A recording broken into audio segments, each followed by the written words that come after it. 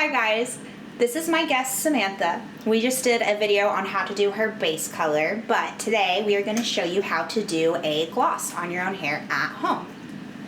I'll say it again, I never recommend you color your own hair at home, but under current circumstances, we're doing the best with what we can. And I want to make sure that your hair is as beautiful as it can be while you're home under quarantine. So when you're doing your own hair at home, it's definitely easier to section it out. That way you'll have a cleaner application and hopefully won't make as much of a mess at home.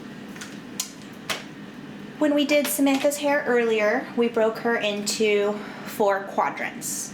You can either part your hair in the middle or leave it where you naturally part it. Doesn't really matter. And from about the center of the head, you want to go ahead and take a section and part it right behind the top of the ear. That'll separate your hair from front to back, and then you'll have your 2 sections in the front. In the back, I'm going to go ahead and just do a vertical parting line straight down the back, just to give you 2 sections in the back as well. Feel free to use clips or whatever hair ties you have available in order to separate your hair. It will make the whole process a lot easier.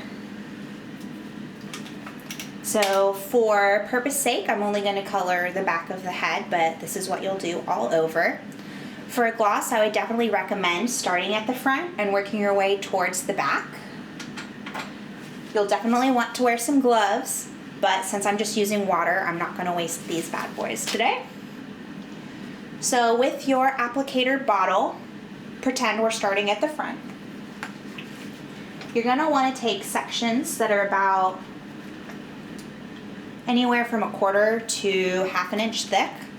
If you are just using a clear gloss, then you can use thicker sections, but if you're doing any sort of toning or color depositing, you're going to definitely want to use smaller sections. Saturation is the biggest thing, so you want to make sure that the color is fully saturating each hair section, otherwise you'll get a spotty and uneven color application.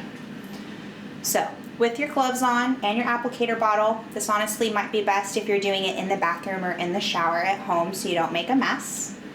Go ahead and start by applying it at the roots. Use your 2 fingers and kind of start spreading it down a little bit.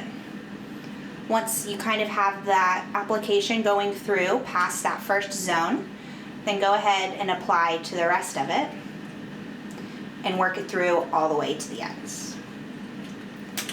Luckily, your product won't be as runny as water, so it won't be dripping all over the floor.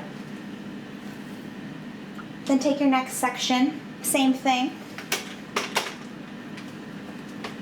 Start by applying at the roots, and you can either use your fingers to help spread the color, or you can use the bottle nozzle to kind of help massage it through. And then in the palm of your hand, go ahead and apply some of the color onto the hair. Work it through all the way to the ends. By doing it this way, instead of just applying color all the way through, you'll make sure that you're not using too much and you'll have enough for your full head.